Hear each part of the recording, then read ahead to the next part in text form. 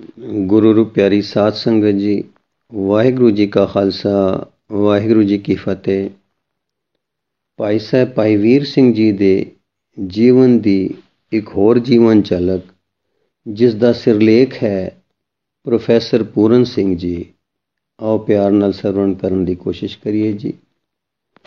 ਪੰਜਾਬੀ ਦੇ ਪ੍ਰਸਿੱਧ ਅਲਬੇਲੇ ਕਵੀ ਪ੍ਰੋਫੈਸਰ ਪੂਰਨ ਸਿੰਘ ਜੀ ਦੇਹਰਾਦੂਨ ਵਾਲੇ ਇੱਕ ਬੜੀ ਅਨੂਠੀ ਹਸਤੀ ਹੋਏ ਹਨ। ਪੰਜਾਬੀ ਪਿਆਰੇ ਜਾਣਦੇ ਹਨ ਕਿ ਉਹ ਸਤਿਕਾਰਯੋਗ ਭਾਈ ਸਾਹਿਬ ਭਾਈ ਵੀਰ ਸਿੰਘ ਜੀ ਦੇ ਮੇਲ ਵਿੱਚ ਆ ਕੇ ਗੁਰੂ ਨਾਨਕ ਗੁਰੂ ਗੋਬਿੰਦ ਸਿੰਘ ਜੀ ਦੇ ਸਿੱਖੀ ਝੰਡੇ ਹੇਠ ਵਾਪਸ ਆ ਗਏ ਸਨ, ਜਿੱਥੋਂ ਉਹ ਸਵਾਮੀ ਰਾਮ ਤੀਰਥ ਦੇ ਪ੍ਰਭਾਵ ਹੇਠ ਤਿਲਕ ਕੇ ਵੇਦਾਂਤੀ ਸਾਧੂ ਬਣ ਗਏ ਸਨ। ਆਪ ਵਿਦਿਆ ਵਿਗਿਆਨ ਦੀ ਉਚੇਰੀ ਪੜ੍ਹਾਈ ਲਈ ਜਾਪਾਨ ਗਏ ਸਨ, ਜਿੱਥੇ ਸਵਾਮੀ ਰਾਮ ਤੀਰਥ ਦੀ ਸੰਗਤ ਵਿੱਚ ਕੇਸਾਂ ਨੂੰ ਤਿਆਗ ਕੇ ਸਵਾਮੀ ਰਾਮ ਤੀਰਥ ਦੇ ਸੰਨਿਆਸੀ ਚੇਲੇ ਬਣ ਗਏ। ਜਦ ਵਾਪਸ ਵਤਨ ਆਏ ਤਾਂ ਆਪ ਦੇ ਮਾਤਾ ਪਿਤਾ ਤੇ ਅੰਗਾ ਸਾਕਾਂ ਨੂੰ ਦੇਖ ਕੇ ਬੜਾ ਦੁੱਖ ਹੋਇਆ, ਪਰ ਆਪ ਬੇਪਰਵਾਹ ਰਹੇ। ਜਵੈਣ ਦਾ ਸੱਤ ਤੇ ਹੋਰ ਤੇਲ ਆਦਿ ਬਣਾਉਣ ਦੇ ਕੰਮ ਤੇ ਅਨੇਕ ਥਾਈਂ ਸਰਕਾਰੀ ਨੌਕਰੀ ਕੀਤੀ। ਨਾਲ ਅੰਗਰੇਜ਼ੀ ਹਿੰਦੀ ਵੀ ਲਿਖਦੇ ਤੇ ਭਾਸ਼ਣ ਦਿੰਦੇ ਰਹੇ।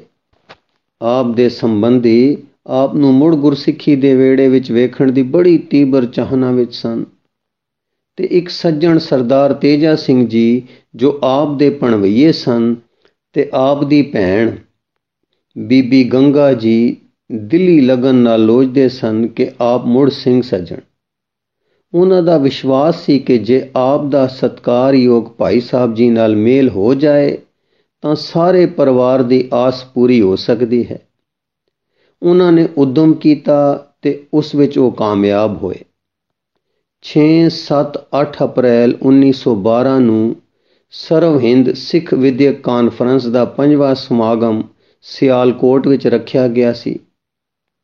ਸਤਿਕਾਰਯੋਗ ਭਾਈ ਸਾਹਿਬ ਜੀ ਆਮ ਤੌਰ ਤੇ ਕਾਨਫਰੰਸ ਦੇ ਸਮਾਗਮਾਂ ਤੇ ਪੁੱਜਿਆ ਕਰਦੇ ਸਨ, ਸੋ ਸਰਦਾਰ ਤੇਜਾ ਸਿੰਘ ਜੀ ਨੇ ਇਹ ਮੌਕਾ ਗਨੀਮਤ ਸਮਝ ਸ੍ਰੀ ਪੂਰਨ ਜੀ ਨੂੰ ਸਿਆਲਕੋਟ ਕਾਨਫਰੰਸ ਤੇ ਲਿਆਉਣ ਲਈ ਮਨਾ ਲਿਆ ਤੇ ਲੈ ਆਏ। ਦਿਲ ਵਿੱਚ ਇਹ ਖਿਆਲ ਕਿ ਨਾਲੇ ਤਾਂ ਉੱਥੇ ਭਾਈ ਸਾਹਿਬ ਜੀ ਨਾਲ ਮੇਲ ਦਾ ਅਵਸਰ ਬਣਾਵਾਂਗੇ ਤੇ ਨਾਲੇ ਇਹ ਕਾਨਫਰੰਸ ਵਿੱਚ ਖਾਲਸੇ ਦਾ ਜਾਹੋ ਜਲਾਲ ਤੱਕ ਲੈਣਗੇ। ਸੋ 6 ਅਪ੍ਰੈਲ 1912 ਦੀ ਰਾਤ ਨੂੰ ਆਪ ਜੀ ਦਾ ਭਾਈ ਸਾਹਿਬ ਜੀ ਨਾਲ ਜਿਸ ਘਰ ਵਿੱਚ ਉਹ ਟਿਕੇ ਹੋਏ ਸਨ ਮੇਲ ਕਰਾਇਆ ਗਿਆ। ਉੱਥੇ ਸ੍ਰੀ ਪੂਰਨ ਜੀ ਨੇ ਭਾਈ ਸਾਹਿਬ ਜੀ ਨਾਲ ਅਨੇਕ ਪ੍ਰਸ਼ਨ ਉੱਤਰ ਕੀਤੇ। ਕਈ ਘੰਟੇ ਵਿਚਾਰ ਹੁੰਦੀ ਰਹੀ ਤੇ ਹਰ ਨੁਕਤੇ ਉੱਤੇ ਪੂਰੀ ਤਸੱਲੀ ਪ੍ਰਾਪਤ ਕੀਤੀ। ਜੋ ਕੁਝ ਪਤਾ ਲੱਗਾ ਹੈ ਉਹ ਇਹ ਹੈ ਕਿ ਉਸ ਵੇਲੇ ਵਿਚਾਰ ਇਸ ਪ੍ਰਸ਼ਨ ਤੋਂ ਸ਼ੁਰੂ ਹੋਈ ਕਿ ਬ੍ਰਹਮ ਕੀ ਹੈ। ਪ੍ਰੋਫੈਸਰ ਸਾਹਿਬ ਵੇਦਾਂਤ ਅਧੀਨ ਅਹੰਗ ਬ੍ਰਹਮ ਅਸਮੀ ਦੀ ਪੌੜੀ ਚੜ੍ਹੇ ਹੋਏ ਸਨ। ਭਾਈ ਸਾਹਿਬ ਜੀ ਨੇ ਦੱਸਿਆ ਕਿ ਤੁਸੀਂ ਜੋ ਆਪਣੇ ਆਪ ਨੂੰ ਬ੍ਰਹਮ ਮੰਨਦੇ ਹੋ, ਇਹ ਬ੍ਰਹਮ ਨਹੀਂ, ਇਹ ਅਹੰਕਾਰ ਹੈ, ਤੇ ਅਹੰਕਾਰ ਬ੍ਰਹਮ ਵਿੱਚ ਕਦੇ ਨਹੀਂ ਹੋ ਸਕਦਾ। ਤੁਸੀਂ ਦੱਸੋ ਤੁਹਾਡਾ ਕੀ ਬ੍ਰਹਮ ਹੈ? ਸਰੀਰ ਤੁਹਾਡਾ ਬ੍ਰਹਮ ਨਹੀਂ, ਸਰੀਰ ਵਿੱਚ ਵਸਦਾ ਮਨ ਤੁਹਾਡਾ ਬ੍ਰਹਮ ਨਹੀਂ। ਜੋ ਬ੍ਰਹਮ ਦੇ ਲੱਛਣ ਜਾਂ ਗੁਣ ਹਨ ਉਹ ਨਾ ਤੁਹਾਡੇ ਮਨ ਵਿੱਚ ਹਨ ਨਾ ਸਰੀਰ ਵਿੱਚ, ਫਿਰ ਤੁਸੀਂ ਬ੍ਰਹਮ ਕਿਵੇਂ ਹੋਏ? ਉਪਨਿਸ਼ਦਾਂ ਆਦਿ ਦੇ ਪ੍ਰਮਾਣ ਦੇ ਕੇ, ਜਿਸ ਵਿਦਿਆ ਦੇ ਕੇ ਸ੍ਰੀ ਪੂਰਨ ਜੀ ਚੰਗੇ ਪਾਣੀਹਾਰ ਸਨ, ਆਪ ਨੇ ਦੱਸਿਆ ਕਿ ਬ੍ਰਹਮ ਦੇ ਕੀ ਲੱਛਣ ਆਉਂਦੇ ਹਨ। ਉਹ ਸਤਿ ਹੈ, ਚਿੱਤ ਹੈ ਤੇ ਆਨੰਦ ਹੈ। ਇਹ ਤਿੰਨੇ ਗੁਣ ਮਨ ਬੁੱਧ ਸਰੀਰ ਕਿਸੇ ਵਿੱਚ ਨਹੀਂ ਹਨ। ਆਪ ਨੇ ਕਿਹਾ ਕਿ ਇੱਕ ਬਿਜਲੀ ਦੇ ਬਲਬ ਨੂੰ ਕੀ ਹੱਕ ਹੈ ਕਿ ਉਹ ਆਖੇ ਕਿ ਮੈਂ ਬਿਜਲੀ ਹਾਂ? ਉਹ ਬਿਜਲੀ ਨਹੀਂ ਹੋ ਸਕਦਾ। ਉਹ ਖਿੰਨ ਭੰਗਰ ਕੱਖ ਦੇ ਪਰਦੇ ਦਾ ਢਾਂਚਾ ਹੈ, ਜਿਸ ਵਿੱਚ ਉਹ ਤਾਰ ਵਸਦੀ ਹੈ। ਜੋ ਕਦੇ ਬਿਜਲੀ ਨਾਲ ਛੋਹ ਪ੍ਰਾਪਤ ਕਰ ਲਵੇ ਤਾਂ ਜਗਮਗਾ ਉੱਠਦੀ ਹੈ। ਤੁਸੀਂ ਬ੍ਰਹਮ ਨਹੀਂ। ਬ੍ਰਹਮ ਤਦ ਹੋ ਸਕੀਦਾ ਹੈ ਜਦ ਉਸ ਬ੍ਰਹਮ ਦੀ ਛੋਹ ਪ੍ਰਾਪਤ ਹੋਵੇ। ਫਿਰ ਤੁਸੀਂ ਤਦੋਂ ਕਹਿ ਨਹੀਂ ਸਕੋਗੇ ਕਿ ਮੈਂ ਬ੍ਰਹਮ ਹਾਂ। ਬ੍ਰਹਮ ਦੇ ਵਸਲ ਵਿੱਚ ਨੋਇੰਗ, ਥਿੰਕਿੰਗ ਅਤੇ ਫੀਲਿੰਗ ਤਿੰਨੇ ਨਹੀਂ ਹੁੰਦੀਆਂ। ਉਹ ਅਬੋਲ ਅਵਸਥਾ ਹੁੰਦੀ ਹੈ। ਸਾਡਾ ਸਿੱਖੀ ਵਿਸ਼ਵਾਸ ਇਸੇ ਆਤਮਕ ਵਿਗਿਆਨ ਪਰ ਉਸਰਿਆ ਹੋਇਆ ਹੈ। ਸਾਡੇ ਵਿੱਚ ਸਿਮਰਨ ਦੀ ਮੁਖਤਾ ਹੈ। ਸਿਮਰਨ ਬ੍ਰਹਮ ਪਰਸ ਹੈ ਤੇ ਇਹ ਬ੍ਰਹਮ ਨਾਲ ਸਪਰਸ਼ ਦਾ ਸਾਧਨ ਹੈ। ਇਹ ਪਾਵਰ ਹਾਊਸ ਨਾਲ ਬਿਜਲੀ ਦੇ ਬਲਬ ਦਾ ਕਨੈਕਸ਼ਨ ਹੈ। ਜਿੰਨਾ ਅਸੀਂ ਇਹ ਕਨੈਕਸ਼ਨ ਮਜ਼ਬੂਤ ਤੇ ਲਗਾਤਾਰੀ ਰੱਖਾਂਗੇ, ਉਤਨਾ ਹੀ ਅਸੀਂ ਬ੍ਰਹਮ ਨਾਲ ਜੁੜੇ ਰਹਾਂਗੇ। ਦਸਮ ਪਾਤਸ਼ਾਹ ਜੀ ਦੇ ਹਜ਼ੂਰੀ ਕਵੀ ਭਾਈ ਨੰਦ ਲਾਲ ਜੀ ਕਹਿੰਦੇ ਹਨ, ਜ਼ੀਸਤਨ ਦਰਬੰਦਗੀ ਔਲਾ ਬੁਅਦ, ਗਰਚੇ ਸਰਤਾ ਪਾ ਹਮਾ ਮੌਲਾ ਬੁਅਦ। ਕਿ ਇਨਸਾਨ ਸਿਰ ਤੋਂ ਪੈਰਾਂ ਤੱਕ ਜੇ ਸਾਰਾ ਹੀ ਬ੍ਰਹਮ ਹੋ ਜਾਏ, ਫਿਰ ਵੀ ਇਨਸਾਨੀ ਜੀਵਨ ਵਿੱਚ ਸਿਮਰਨ ਮੁੱਖ ਹੈ। ਇਸ ਵਿਸ਼ੇ ਤੇ ਚੋਖੀ ਰਾਤ ਗਈ ਤੱਕ ਵਿਚਾਰ ਹੁੰਦੀ ਰਹੀ। ਸਤਿਕਾਰਯੋਗ ਭਾਈ ਸਾਹਿਬ ਜੀ ਨੇ ਗੁਰਮਤ ਗੁਰਸਿੱਖੀ ਦੇ ਪਰਮ ਉੱਚੇ ਅਸੂਲਾਂ ਤੇ ਉਪਦੇਸ਼ਾਂ ਨੂੰ ਦ੍ਰਿੜ ਕਰਾਇਆ। ਨਾਮ ਸਿਮਰਨ ਦੀ ਫਿਲਾਸਫੀ ਸਮਝਾਈ। ਉਹਨਾਂ ਦੇ ਹਰ ਸ਼ੰਕੇ, ਹਰ ਪੁੱਛ ਦਾ ਪੂਰੀ ਤਸੱਲੀ ਵਾਲਾ ਉੱਤਰ ਦਿੱਤਾ। ਇਹ ਪ੍ਰਸ਼ਨ ਉੱਤਰ ਪ੍ਰੋਫੈਸਰ ਜੀ ਨੂੰ ਨਾ ਨਿਰਾ ਸਿੱਖੀ ਦੀ ਪ੍ਰੇਮਾ ਭਗਤੀ ਨਾਲ ਜੋੜ ਗਏ, ਸਗੋਂ ਸਤਿਕਾਰਯੋਗ ਭਾਈ ਸਾਹਿਬ ਜੀ ਨਾਲ ਵੀ ਪਿਤਾ ਪ੍ਰੇਮ ਵਿੱਚ ਮੁਗਤ ਕਰ ਗਏ ਤੇ ਸਾਰੀ ਰਾਤ ਫਿਰ ਆਪ ਉਹਨਾਂ ਦੇ ਪਾਸ ਹੀ ਰਹੇ। ਖਾਲਸਾ ਟਰੈਕਟ ਸੁਸਾਇਟੀ ਦੇ ਟਰੈਕਟ ਨੰਬਰ 838 ਦੇ ਪੰਨਾ 18 ਪਰ ਦਰਜ ਹੈ। ਬਾਬੂ ਤੇਜਾ ਸਿੰਘ ਜੀ ਪੋਸਟ ਮਾਸਟਰ ਆਪਣੇ ਯਤਨ ਵਿੱਚ ਕਾਮਯਾਬ ਹੋਏ।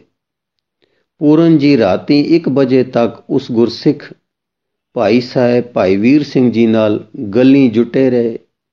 ਸਿੱਖ ਧਰਮ ਦੀ ਫਿਲਾਸਫੀ, ਗੁਰੂ ਸਾਹਿਬਾਂ ਦੇ ਜੀਵਨ ਤੇ ਉਦੇਸ਼ ਪਰ ਵਿਚਾਰਾਂ ਹੁੰਦੀਆਂ ਰਹੀਆਂ। ਇਹਨਾਂ ਦਾ ਅਸਰ ਪੂਰਨ ਜੀ ਦੇ ਦਿਲ ਤੇ ਦਿਮਾਗ ਤੇ ਇੰਨਾ ਡੂੰਘਾ ਹੋਇਆ ਕਿ ਅਗਲੇ ਦਿਨ ਆਪ ਕਾਨਫਰੰਸ ਦੇ ਪੰਡਾਲ ਵਿੱਚ ਐਸੇ ਗਰਜੇ ਕਿ ਇਹਨਾਂ ਦੇ ਪ੍ਰੇਮ ਉਛਾਲੇ ਨੂੰ ਵੇਖ ਕੇ ਸਰੋਤੇ ਦੰਗ ਰਹਿ ਗਏ। ਹਾਂ, ਅਗਲੇ ਦਿਨ ਕਾਨਫਰੰਸ ਦਾ ਇਜਲਾਸ ਸੀ। ਭਾਈ ਸਾਹਿਬ ਜੀ ਪੂਰਨ ਜੀ ਨੂੰ ਨਾਲ ਲੈ ਗਏ। ਪੂਰਨ ਜੀ ਨੇ ਤੱਕਿਆ ਖਾਲਸੇ ਦਾ ਜਾਹੋ ਜਲਾਲ। ਭਾਈ ਸਾਹਿਬ ਜੀ ਨੂੰ ਕਿਹਾ, ਮੈਂ ਵੀ ਕੁਝ ਬੋਲਣਾ ਚਾਹੁੰਦਾ ਹਾਂ। ਆਪ ਨੇ ਸਕੱਤਰ ਸਾਹਿਬ ਸਰਦਾਰ ਸੁੰਦਰ ਸਿੰਘ ਜੀ ਮਜੀਠੀਏ ਨੂੰ ਸੱਦ ਕੇ ਕਿਹਾ ਕਿ ਪੂਰਨ ਜੀ ਨੂੰ ਵੀ ਬੋਲਣ ਲਈ ਸਮਾਂ ਦਿਓ। ਉਹਨਾਂ ਨੇ ਕੁਝ ਨੱਕ ਵਟਿਆ, ਕਿਉਂਕਿ ਉਹ ਜਾਣਦੇ ਸਨ ਕਿ ਇਹ ਗੁਰੂ ਦਰ ਤੋਂ ਲਾਂਬੇ ਚਲੇ ਗਏ ਤੇ ਕਿਸੇ ਹੋਰ ਵਾਯੂਮੰਡਲ ਵਿੱਚ ਵਿਚਰ ਰਹੇ ਹਨ। ਪਰ ਭਾਈ ਸਾਹਿਬ ਜੀ ਨੇ ਸੰਖੇਪ ਵਿੱਚ ਰਾਤ ਦਾ ਹਾਲ ਦੱਸ ਕੇ ਕਿਹਾ, ਫਿਕਰ ਨਾ ਕਰੋ, ਬੋਲਣ ਦਿਓ। ਗੁਰੂ ਮਿਹਰ ਹੇਠ ਸਭ ਕੁਝ ਠੀਕ ਹੋ ਜਾਏਗਾ। ਪ੍ਰੋਫੈਸਰ ਜੀ ਦੇ ਭਾਈ ਸਾਹਿਬ ਜੀ ਨਾਲ ਮੇਲ ਦੇ ਇਹ ਸਮਾਚਾਰ ਲੇਖਕ ਨੇ ਸ੍ਰੀ ਭਾਈ ਸਾਹਿਬ ਜੀ ਅਤੇ ਸਰਦਾਰ ਤੇਜਾ ਸਿੰਘ ਜੀ ਦੀ ਰਸਨਾ ਤੋਂ ਆਪ ਸੁਣੇ ਸਨ, ਜਿਨ੍ਹਾਂ ਨੇ ਭਾਈ ਸਾਹਿਬ ਜੀ ਨਾਲ ਪ੍ਰੋਫੈਸਰ ਜੀ ਨੂੰ ਮਿਲਾਉਣ ਦਾ ਯਤਨ ਕੀਤਾ ਸੀ। ਖਾਲਸਾ ਸਮਾਚਾਰ 11 ਅਪ੍ਰੈਲ 1912 ਨੇ ਜੋ ਰਿਪੋਰਟ ਕਾਨਫਰੰਸ ਦੀ ਦਿੱਤੀ ਹੈ, ਉਹ ਦੱਸਦੀ ਹੈ ਕਿ ਕਾਨਫਰੰਸ ਦੇ ਪ੍ਰਧਾਨ ਸਾਹਿਬ ਸਰ ਜੋਗਿੰਦਰਾ ਸਿੰਘ ਜੀ ਨੇ ਐਲਾਨ ਕੀਤਾ ਕਿ ਹੁਣ ਕੁਝ ਮਿੰਟਾਂ ਲਈ ਆਪ ਦੇ ਸਾਹਮਣੇ ਉਹ ਸੱਜਣ ਆਉਂਦੇ ਹਨ ਜੋ ਕਈ ਇੱਕ ਧਰਮਾਂ ਤੇ ਮਤਾਂ ਦੇ ਹਾਲ ਤੋਂ ਜਾਣੂ ਹੋ ਚੁੱਕੇ ਹਨ ਅਤੇ ਛੇਕੜ ਹੁਣ ਆਪ ਨੂੰ ਅਸਲੀ ਸੱਚਾਈ ਸਿੱਖ ਧਰਮ ਵਿੱਚੋਂ ਆਪ ਪ੍ਰਾਪਤ ਹੋਈ ਹੈ। ਇਹ ਵੀ ਆਸ਼ਾ ਹੈ ਕਿ ਆਪ ਥੋੜ੍ਹੇ ਸਮੇਂ ਤੱਕ ਸਿੰਘ ਸੱਜ ਜਾਣਗੇ। ਇਹ ਸੱਜਣ ਜੀ ਮਿਸਟਰ ਪੂਰਨ ਹਨ, ਜੋ ਦੇਹਰਾਦੂਨ ਫੋਰੈਸਟ ਕਾਲਜ ਵਿੱਚ ਪ੍ਰੋਫੈਸਰ ਹਨ। ਪ੍ਰੋਫੈਸਰ ਪੂਰਨ ਜੀ ਸਟੇਜ ਤੇ ਆਏ ਤੇ ਉਹਨਾਂ ਨੇ ਆਪਣੇ ਉਛਲਵੇਂ ਵੇਗ ਤੇ ਗਰਜਵੀਂ ਆਵਾਜ਼ ਵਿੱਚ ਪਹਿਲੇ ਅੰਗਰੇਜ਼ੀ ਵਿੱਚ ਤਕਰੀਰ ਕੀਤੀ ਤੇ ਫਿਰ ਸੰਗਤਾਂ ਦੀ ਬੇਨਤੀ ਪਰ ਉਸ ਦਾ ਖੁਲਾਸਾ ਪੰਜਾਬੀ ਵਿੱਚ ਸੁਣਾਇਆ ਤੇ ਕਿਹਾ, ਮੈਨੂੰ ਇੱਥੇ ਪੰਡਾਲ ਵਿੱਚ ਬੈਠੇ ਹੋਏ ਨੂੰ ਪਹਿਲੀ ਪਾਤਸ਼ਾਹੀ ਸਤਿਗੁਰੂ ਨਾਨਕ ਦੇਵ ਜੀ ਤੇ ਕਲਗੀਆਂ ਵਾਲੇ ਪ੍ਰੀਤਮ ਜੀ ਦੀ ਜਾਗਦੀ ਜੋਤ ਦਿਸ ਰਹੀ ਹੈ, ਜੋ ਹਰ ਘੜੀ ਵੰਨੋ ਵੰਨੀ ਦੀ ਦਸ਼ਾ ਸਤਿਗੁਰਾਂ ਦਾ ਰੂਪ ਵਿਖਾ ਰਹੀ ਹੈ। ਜੋ ਵਿਦਿਆ ਸਤਿਗੁਰੂ ਜੀ ਨੇ ਆਦਿ ਸ੍ਰੀ ਗੁਰੂ ਗ੍ਰੰਥ ਸਾਹਿਬ ਜੀ ਵਿੱਚ ਭਰੀ ਹੈ, ਉਸ ਦਾ ਹੋਰ ਥਾਂ ਮਿਲਣਾ ਅਸੰਭਵ ਹੈ। ਹੁਣ ਦੁਨੀਆ ਵਿੱਚੋਂ ਤਲਵਾਰਾਂ ਦੇ ਭੇੜ ਲੋਪ ਹੋ ਗਏ ਹਨ। ਹੁਣ ਦਿਮਾਗੀ ਜੰਗਾਂ ਸ਼ੁਰੂ ਹਨ। ਜੇ ਅਕਲ ਤੇ ਅਧਿਆਤਮਕ ਬਲ ਵਿੱਚ ਤੁਸੀਂ ਵਧੋਗੇ ਤਾਂ ਨਿਸ਼ਚਿਤ ਜਿੱਤੋਗੇ। ਅਧਿਆਤਮਕਤਾ ਤੋਂ ਕੋਰੀ ਵਿਦਿਆ ਨੂੰ ਮੈਂ ਵਿਦਿਆ ਨਹੀਂ ਮੰਨਦਾ। ਉਹ ਵਿਦਿਆ ਜੋ ਗੁਰੂ ਜੀ ਸਿਖਾਉਂਦੇ ਹਨ, ਉਹ ਦੱਸਦੀ ਹੈ ਕਿ ਸਾਹ ਹਰ ਨਾਮ ਤੇ ਆਈਏ। ਕੋਈ ਸਿੱਖ MA ਪਾਸ ਕਰਕੇ ਇਸ ਉਪਦੇਸ਼ ਨੂੰ ਭੁੱਲੇ ਤਾਂ ਮੈਂ ਉਸ ਦੀ MA ਨੂੰ ਨਿਸ਼ਫਲ ਜਾਣਦਾ ਹਾਂ। ਸਤਿਗੁਰੂ ਜੀ ਨੇ ਸਾਨੂੰ ਉਸ ਨੂਰ ਚਾਨਣੇ ਦਾ ਘਰ ਬਣਾਇਆ ਹੈ ਜਿਸ ਲਈ ਬੁੱਧ 38 ਵਰ੍ਹੇ ਜੰਗਲਾਂ ਵਿੱਚ ਤਪ ਕਰਦਾ ਰਿਹਾ, ਜਿਸ ਲਈ ਬਹਾਉੱਲਾ ਦੇ 50,000 ਮੁਰੀਦ ਸ਼ਹੀਦ ਹੋ ਗਏ। ਇਸ ਨੂਰ ਨੂੰ ਵੱਧ ਤੋਂ ਵੱਧ ਵਰਤ ਕੇ ਦੁਨੀਆ ਨੂੰ ਸੁਧਾਰਨ ਦਾ ਖਿਆਲ ਕੇਵਲ ਤੁਹਾਡੇ ਦਿਲ ਵਿੱਚ ਹੀ ਆ ਸਕਦਾ ਹੈ। ਇਸ ਲਈ ਇਸ ਅਧਿਆਤਮਕ ਰਸ ਨਾਲ ਭਿੰਨੀ ਹੋਈ ਵਿਦਿਆ ਨੂੰ ਵਧਾਉਣਾ ਸਾਡਾ ਧਰਮ ਹੈ। ਇਹ ਨਾਮ ਹੀ ਹੈ ਜੋ ਹਰ ਘੜੀ ਸਾਨੂੰ ਪਵਿੱਤਰ ਕਰ ਰਿਹਾ ਹੈ। ਇਹ ਉਛਾਲਾ, ਇਹ ਗਰਜ ਸਤਿਗੁਰਾਂ ਦੀ ਬਾਣੀ ਦੇ ਉਪਦੇਸ਼ਾਂ ਲਈ ਪਿਆਰ ਭਾਵ ਤੱਕ ਕੇ ਸਰੋਤੇ ਦੰਗ ਰਹਿ ਗਏ। ਜਾਣੂ ਹੈਰਾਨ ਸਨ ਕਿ ਸ੍ਰੀ ਭਾਈ ਸਾਹਿਬ ਜੀ ਦੇ ਮਿਲਾਪ ਨਾਲ ਇੱਕ ਰਾਤ ਦੇ ਮੇਲ ਵਿੱਚ ਕੀ ਕਰਾਮਾਤ ਵਰਤ ਗਈ ਹੈ। ਫਿਰ ਪ੍ਰੋਫੈਸਰ ਜੀ ਦਾ ਦਿਨੋਂ ਦਿਨ ਪਿਆਰ ਤੇ ਸਿਦਕ ਸਤਿਗੁਰਾਂ ਦੇ ਚਰਨਾਂ ਨਾਲ ਸਿੱਖੀ ਨਾਲ ਵੱਧਦਾ ਹੀ ਗਿਆ ਤੇ ਸੂਝ ਦੀ ਦਾਤ ਦੇਣ ਵਾਲੇ ਗੁਰਮੁਖ ਜੀ ਨਾਲ ਵੀ ਪਿਤਾ ਪ੍ਰੇਮ ਡੂੰਘਾ ਹੁੰਦਾ ਗਿਆ। ਇਸੇ ਸਾਲ ਆਪਨੇ ਅੰਮ੍ਰਿਤ ਛਕ ਲਿਆ।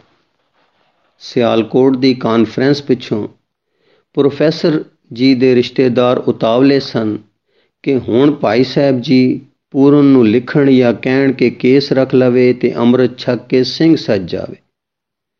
ਉਹਨਾਂ ਨੇ ਭਾਈ ਸਾਹਿਬ ਜੀ ਨੂੰ ਚਿੱਠੀ ਲਿਖੀ ਕਿ ਆਪ ਪੂਰਨ ਨੂੰ ਕਹੋ ਕਿ ਉਹ ਕੇਸ ਰੱਖ ਲਵੇ ਤੇ ਅੰਮ੍ਰਿਤ ਛਕਣ ਲਈ ਤਿਆਰ ਬਰ ਤਿਆਰ ਹੋ ਜਾਵੇ।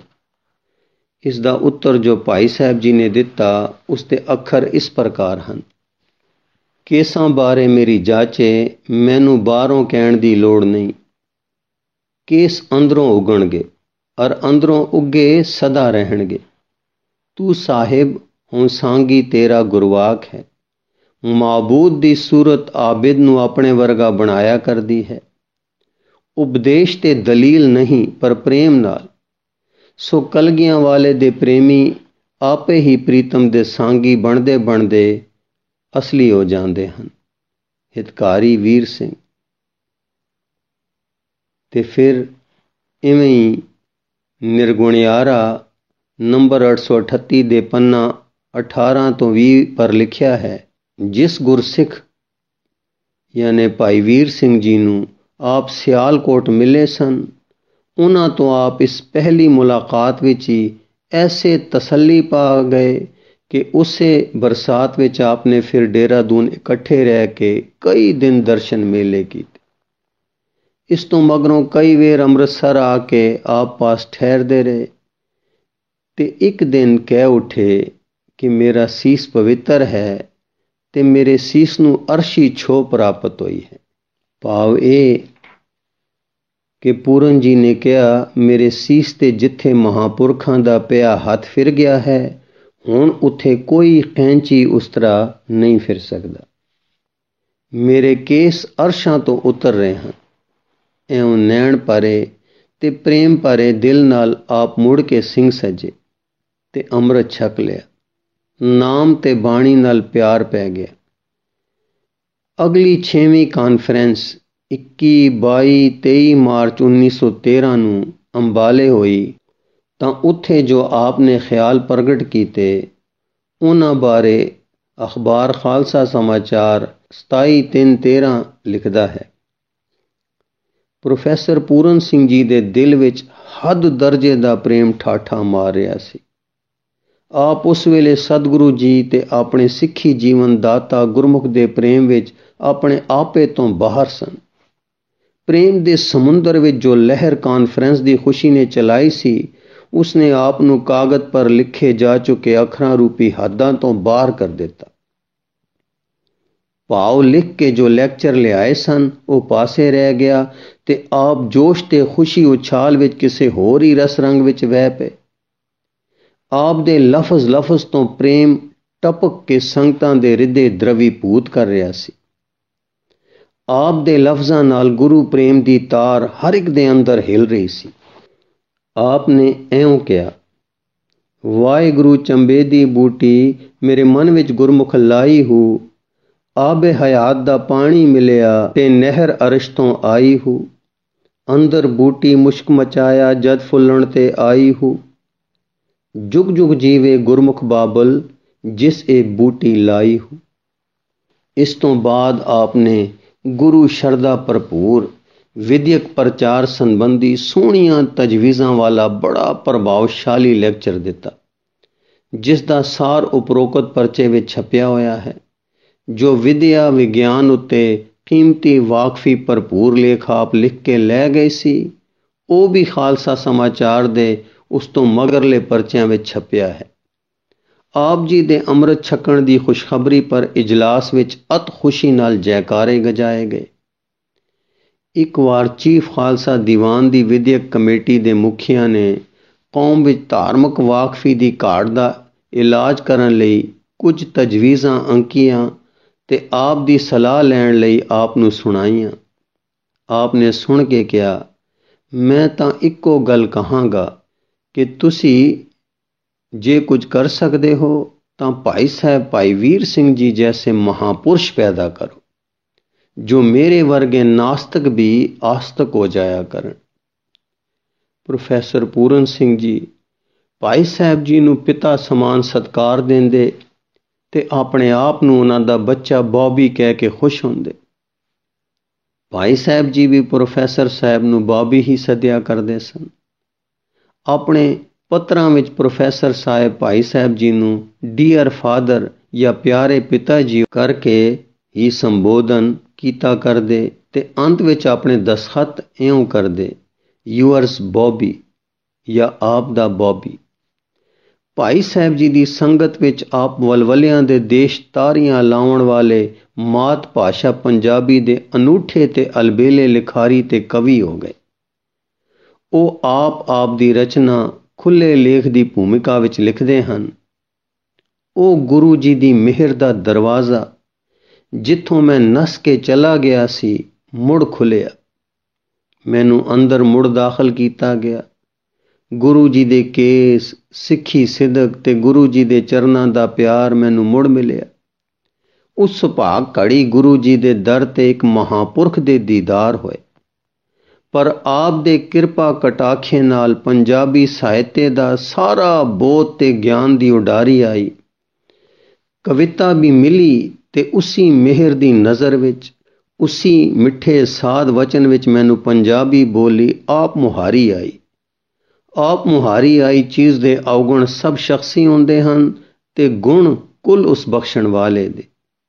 ਜੋ ਮੈਂ ਹਾਂ ਤੇ ਉਹ ਨਿਮਾਣਾ ਦਰ ਭਿਖ ਮੰਗਦਾ, ਪਰ ਮੇਰੀ ਅੱਖ ਦੀ ਲਾਲੀ ਉਹਨਾਂ ਦੀ ਹੈ। ਮੇਰੇ ਦਿਲ ਵਿੱਚ ਜੋ ਇੱਕ ਮਗਦੀ ਹੀਰੇ ਦੀ ਕਣੀ ਦਮਕਦੀ ਹੈ, ਉਹ ਉਹਨਾਂ ਦੀ ਹੈ। ਐਸੇ ਹੀ ਦਿੱਲੀ ਭਾਵ ਉਹਨਾਂ ਨੇ ਆਪਣੀ ਇੱਕ ਅੰਗਰੇਜ਼ੀ ਦੀ ਰਚਨਾ ਦ ਸਪਿਰਿਟ ਆਫ ਓਰੀਐਂਟਲ ਪੋਇਟਰੀ ਵਿੱਚ ਵੀ ਪ੍ਰਗਟ ਕੀਤੇ ਹਨ। ਸਗੋਂ ਇਹਨਾਂ ਤੋਂ ਵਧੇਕ ਵਿਸਥਾਰ ਵਿੱਚ ਭਾਈ ਸਾਹਿਬ ਜੀ ਵੱਲੋਂ ਉਹਨਾਂ ਦਾ ਪਵਿੱਤਰ ਨਾਮ ਪ੍ਰਗਟ ਕਰਨ ਦੀ ਖੁੱਲ੍ਹ ਨਾ ਹੋਣ ਕਰਕੇ ਉਹ ਵਧੇਕ ਕੁਝ ਖੋਲ੍ਹ ਕੇ ਲਿਖਣੋਂ ਸਦਾ ਸੰਕੁਚਦੇ ਰਹਿੰਦੇ ਸਨ। ਪ੍ਰੋਫੈਸਰ ਸਾਹਿਬ ਨੇ ਆਪਣੇ ਉਹਨਾਂ ਅੰਗਰੇਜ਼ੀ ਲਿਖਤ ਭਾਵਾਂ ਦਾ ਖੁੱਲ੍ਹਾ ਅਨੁਵਾਦ ਕੁਝ ਇਸ ਪ੍ਰਕਾਰ ਹੈ। ਇਹ ਸ਼ਾਂਤ ਸਰੂਪ ਕਵੀ ਆਪਣੇ ਵਲਵਲੇ ਦੀ ਛੋਹ ਨਾਲ ਦਰਿਆਵਾਂ ਨੂੰ ਰਾਗਮਈ ਤੇ ਸੀਤਲ ਪਹਾੜਾਂ ਨੂੰ ਪ੍ਰਜਵਲਿਤ ਕਰ ਦਿੰਦਾ ਹੈ। ਅਰਧ ਰਾਤਰੀ ਦੇ ਇਕਾਂਤੀ ਹਨੇਰੇ ਵਿੱਚ ਇਹ ਆਪ ਤਾਂ ਨਜ਼ਾਰਿਆਂ ਪਿੱਛੇ ਛੁਪਿਆ ਰਹਿੰਦਾ ਹੈ, ਪਰ ਇਸ ਦੀ ਸੰਗੀਤਕ ਬੰਸਰੀ ਅਨਾਹਦ ਨਾਦ ਗੁੰਜਾਉਂਦੀ ਰਹਿੰਦੀ ਹੈ। ਆਪ ਦੀ ਛੋਹ ਮਾਤਰ ਹੀ ਕਵੀ ਬਣਾ ਦਿੰਦੀ ਹੈ। ਮੈਂ ਨਿਰਖਰ ਯਾਨੀ ਅਨਪੜ੍ਹ ਨਰ ਨਾਰੀਆਂ ਨੂੰ ਡਿੱਠਾ ਹੈ ਜੋ ਉਹਨਾਂ ਦੇ ਕੋਲ ਬੈਠਣ ਨਾਲ ਹੀ ਉਹ ਕਵਿਤਾ ਦੇ ਭਾਵਾਂ ਵਿੱਚ ਚਮਕ ਉੱਠਦੇ ਹਨ। ਮੈਂ ਉਹਨਾਂ ਦੇ ਕਮਰਿਆਂ ਵਿੱਚ ਘੁੰਮਦਾ ਹਾਂ, ਇੱਥੇ ਬੈਠਦਾ ਹਾਂ, ਉੱਥੇ ਜਾ ਖੜੋਂਦਾ ਹਾਂ, ਕੁਝ ਨਾ ਕਰਦਾ, ਕੁਝ ਨਾ ਸੋਚਦਾ, ਕੇਵਲ ਹੈਰਾਨ ਹੁੰਦਾ ਤੇ ਸਿਫਤ ਸਲਾਹ ਵਿੱਚ ਉੱਡਦਾ ਜਾਂਦਾ ਹਾਂ। ਉਹਨਾਂ ਨਾਲ ਚਾਹ ਪੀਂਦਾ ਜਾਂ ਸਵੇਰ ਦਾ ਪ੍ਰਸ਼ਾਦਾ ਨਾਲ ਬੈਠ ਕੇ ਛਕਦਿਆਂ ਰਸ ਮਾਣਦਾ ਹਾਂ। ਜਦੋਂ ਉਹ ਇਸ਼ਨਾਨ ਕਰਦੇ, ਪ੍ਰਸ਼ਾਦ ਛਕਦੇ, ਗੱਲਾਂ ਕਰਦੇ ਜਾਂ ਕੋਲ ਬੈਠਿਆਂ ਦੀਆਂ ਗੱਲਾਂ ਸੁਣਦੇ ਹੁੰਦੇ ਤਾਂ ਮੈਂ ਉਹਨਾਂ ਵੱਲ ਤੱਕਦਾ ਰਹਿੰਦਾ, ਤੇ ਜਦੋਂ ਮੈਂ ਮੁੜ ਘਰ ਆਉਂਦਾ ਹਾਂ ਤਾਂ ਆਪਣੇ ਆਪ ਨੂੰ ਦੈਵੀ ਪ੍ਰਕਾਸ਼ ਨਾਲ ਭਰਪੂਰ ਵੇਖਦਾ ਹਾਂ। ਮੇਰਾ ਅੰਤःਕਰਣ ਪ੍ਰਕਾਸ਼ਮਈ ਰੱਬੀ ਪ੍ਰਕਾਸ਼ ਤੇ ਰੱਬੀ ਮਿਹਰ ਨਾਲ ਸਰਸ਼ਾਰ ਹੁੰਦਾ ਹੈ। ਉਹਨਾਂ ਦਾ ਦਰਸ਼ਨ ਕਰਕੇ ਮੈਨੂੰ ਆਪਣਾ ਆਪ ਸੋਹਣਾ ਲੱਗਦਾ ਹੈ। ਮੈਨੂੰ ਆਪਣਾ ਆਪਾ ਪਿਆਰ ਕਰਨ, ਸਤਿਕਾਰ ਕਰਨ ਤੇ ਸਲਾਹੁਣ ਯੋਗ ਭਾਸਦਾ ਹੈ। ਇਉਂ ਜਾਪਦਾ ਹੈ ਜਿਵੇਂ ਮੈਂ ਆਪਣੇ ਉਹਨਾਂ ਦੇ ਦਰਸ਼ਨ ਨਾਲ ਜਾਗੇ ਆਪੇ ਦੀ ਪੂਜਾ ਕਰਦਾ ਹਾਂ। ਮੇਰਾ ਆਪਾ ਬਹੁਤ ਹੀ ਕਾਵਿ ਰਚਨਹਾਰ ਭਾਸਦਾ ਹੈ ਤੇ ਜਦੋਂ ਉਹ ਮੇਰੇ ਬਾਰੇ ਕੁਝ ਸੋਚਦੇ ਹਨ ਤਾਂ ਜੀਵਨ ਦੀਆਂ ਨਵੀਆਂ ਉਮੰਗਾਂ ਨਾਲ ਉੱਡ ਪੈਂਦਾ ਹਾਂ। ਉਹਨਾਂ ਨੂੰ ਲੋਕ ਉਸ ਚੇਤਨਤਾ ਵਿੱਚ ਦਰਸਦੇ ਹਨ ਜੋ ਕਿ ਉਹਨਾਂ ਦੀ ਪਵਿੱਤਰਤਾ ਤੇ ਨੇਕੀ ਨਾਲ ਪ੍ਰਭਾਵਿਤ ਹੁੰਦੀ ਹੈ। ਜਦੋਂ ਕਿ ਉਹ ਉਹਨਾਂ ਦੇ ਪਾਸ ਜਾਂਦੇ ਹਨ, ਉਹ ਤਾਂ ਪੂਰਬ ਦੇ ਸੱਜੇ ਮਹਾਕਵੀ ਹਨ ਜੋ ਸਾਡੀਆਂ ਅੱਖਾਂ ਪ੍ਰੀਤਮ ਵਾਹਿਗੁਰੂ ਦੇ ਦਰਸ਼ਨ ਲਈ ਖੋਲ੍ਹਦੇ ਹਨ। ਜਦੋਂ ਪੂਰੇ ਵਿਸ਼ਵਾਸ ਨਾਲ ਕਹਿੰਦੇ ਹਨ, ਤੱਕੋ ਵਾਹਿਗੁਰੂ ਦੇ ਪ੍ਰਤਾਪ ਦੀ ਹਰ ਪਾਸੇ ਵਰਖਾ ਹੋ ਰਹੀ ਹੈ, ਆਨੰਦ ਦੀਆਂ ਬੂੰਦਾਂ ਅਰਸ਼ਾਂ ਤੋਂ ਝਰ ਰਹੀਆਂ ਹਨ, ਹਰ ਪਾਸੇ ਦੈਵੀ ਸੁੰਦਰਤਾ ਦਾ ਹੜ੍ਹ ਆਇਆ ਹੋਇਆ ਹੈ, ਤਾਂ ਅਸੀਂ ਦੇਖਦੇ ਹਾਂ ਕਿ ਅਸੀਂ ਸੱਚਮੁੱਚ ਵਾਹਿਗੁਰੂ ਪ੍ਰੇਮ ਦੀ ਮੋਲੇ ਧਾਰ ਵਰਖਾ ਵਿੱਚ ਸਿਰ ਤੋਂ ਪੈਰਾਂ ਤੱਕ ਗੜੁੱਚ ਹੋ ਜਾਂਦੇ ਹਾਂ। ਪ੍ਰੋਫੈਸਰ ਪੂਰਨ ਸਿੰਘ ਜੀ ਵਿੱਚ ਵਲਵਲਿਆਂ ਦਾ ਅਥਾਹ ਹੜ੍ਹ ਛਲਕਦਾ ਰਹਿੰਦਾ ਸੀ। ਉਹ ਜਦ ਭਾਸ਼ਣ ਦੇਣ ਦੇ ਭਾਵਾਂ ਵਿੱਚ ਪਰਵੇਦੇ ਸਟੇਜ ਤੇ ਉਛਲ ਪੈਂਦੇ ਤਾਂ ਸਰੋਤਿਆਂ ਦੀਆਂ ਸੁਰਤਾਂ ਨੂੰ ਆਪਣੇ ਵਲਵਲਿਆਂ ਦੇ ਹੜ੍ਹ ਵਿੱਚ ਰੋੜ ਕੇ ਰਸਮਗਨ ਕਰਕੇ ਨਾਲ ਹੀ ਲਈ ਟੁਰੀ ਜਾਂਦੇ। ਸ਼ੌਕ ਹੈ ਕਿ 31 ਮਾਰਚ 1931 ਨੂੰ ਅਕਾਲ ਪੁਰਖ ਦੇ ਹੁਕਮ ਹੇਠ ਉਹ ਸੋਹਣੀ ਆਤਮਾ ਸਤਿਗੁਰਾਂ ਦੇ ਦੇਸ਼ ਲਈ ਪਿਆਨਾ ਕਰ ਗਈ। ਭਾਈ ਸਾਹਿਬ ਜੀ ਨੂੰ ਇਹ ਸਦਮਾ ਹੋਣਾ ਕੁਦਰਤੀ ਸੀ। ਇਹ ਸਦਮਾ ਆਪਣੇ ਆਪ ਦੇ ਪਿਆਰੇ ਬੌਬੀ ਦੀ ਵਿਛੜੀ ਆਤਮਾ ਨੂੰ ਚੜ੍ਹਦੀਆਂ ਕਲਾਂ ਦਾ ਇੱਕ ਅੰਮ੍ਰਿ ਹਲੂਣਾ ਦੇ ਕੇ ਇਹਨਾਂ ਅੱਖਰਾਂ ਵਿੱਚ ਚੱਲਿਆ। ਤੇਰੇ ਸੁਰਤ ਉਛਾਲੇ ਤੈਨੂੰ ਖਿੱਦੂ ਜਿਉਂ ਬੁੜਕਾਵਨ, ਫਰਸ਼ੋਂ ਚੁੱਕ ਅਰਸ਼ ਵੱਲ ਤੇਰੇ ਹੰਬਲੇ ਪੈ ਮਰਵਾਵਨ, ਕਿਸੇ ਉਛਾਲੇ ਸਮੇਂ ਅਰਸ਼ ਦੇ ਆ ਗਈ ਹੱਥ ਕਲਾਈ, ਖਿੱਚ ਉਤਾਹਾਂ ਲਿਆ ਤੁਦੇ ਨੂੰ ਬਾਗ ਆਪਣੇ ਲਾਵਨ। ਬਾਬਾ ਬੁੱਧ ਸਿੰਘ ਜੀ ਲਿਖਦੇ ਹਨ, ਕਦੀ ਰੁੰਡ ਮੁੰਡ ਸੰਨਿਆਸੀ ਸਨ ਤੇ ਕਦੀ ਲੰਮੇ ਦਾੜੇ ਵਾਲੇ ਸਜੀਲੇ ਖਾਲਸਾ। ਜੇ ਰੁੰਡ ਮੁੰਡ ਰਹਿੰਦੇ ਤਾਂ ਸਵਾਮੀ ਰਾਮ ਤੀਰਥ ਵਾਂਗੂ ਚਮਕ ਉੱਠਦੇ। ਲੂ ਲੂ ਵਿੱਚੋਂ ਬ੍ਰਹਮ ਅਸਮੀ ਦੀ ਗੂੰਜ ਨਿਕਲਦੀ, ਅਨਹਲ ਹੱਕ ਦਾ ਨਾਹਰਾ ਸੂਲੀ ਤੇ ਗੱਜਦਾ। ਗੱਲ ਕੀ ਇੱਕ ਅਨੋਖੀ ਹਸਤੀ ਸੀ ਜਿਹੜੀ ਦੂਰੋਂ ਕੈਲਾਸ਼ ਵਾਂਗੂ ਚਮਕਦੀ ਤੇ ਸੀ ਬਰਫ਼ ਬਰਫਾਨੀ ਤੋਦਾ, ਪਰ ਗੁਰਸਿੱਖੀ ਦੀ ਕਿਰਨ ਨੇ ਛੋ ਕੇ ਤਪਸ਼ ਪੈਦਾ ਕਰ ਦਿੱਤੀ, ਬਰਫ਼ ਨੂੰ ਅੱਗ ਲਾ ਦਿੱਤੀ। ਪਿਆਰੇ ਪਿਆਰੇ ਦੇ ਇਸ਼ਕ ਤੇ ਇਸ਼ਕੋਂ ਬਿਰਹੋਂ ਦੀ ਅੱਗ ਭੜਕ ਉੱਠੀ, ਕੈਲਾਸ਼ ਬਲ ਉੱਠਿਆ, ਨੂਰ ਵਿੱਚ ਢਕਿਆ ਗਿਆ ਤੇ ਸੁਮੇਰੂ ਕਹਾਇਆ। ਇਹੀ ਸਾਡਾ ਪੂਰਨ ਸਿੰਘ ਸੀ। ਸਿੱਖੀ ਉਹਨਾਂ ਦੇ ਲੂੰ ਲੂੰ ਵਿੱਚ ਧਸ ਚੁੱਕੀ ਸੀ। ਸਾਰੇ ਆਤਮਾ ਵਿੱਚ ਉਸੇ ਦਾ ਪ੍ਰਵੇਸ਼ ਸੀ। ਸਿੱਖੀ ਦੀ ਰੰਗਣ ਇਹਨਾਂ ਨੂੰ ਸ੍ਰੀਮਾਨ ਸਾਖਿਆਤ ਵਿਆਸ ਰੂਪ ਭਾਈ ਵੀਰ ਸਿੰਘ ਜੀ ਦੀ ਸੰਗਤ ਤੋਂ ਚੜ੍ਹੀ। ਵਾਹਿਗੁਰੂ ਜੀ ਕਾ ਖਾਲਸਾ, ਵਾਹਿਗੁਰੂ ਜੀ ਕੀ ਫਤਿਹ।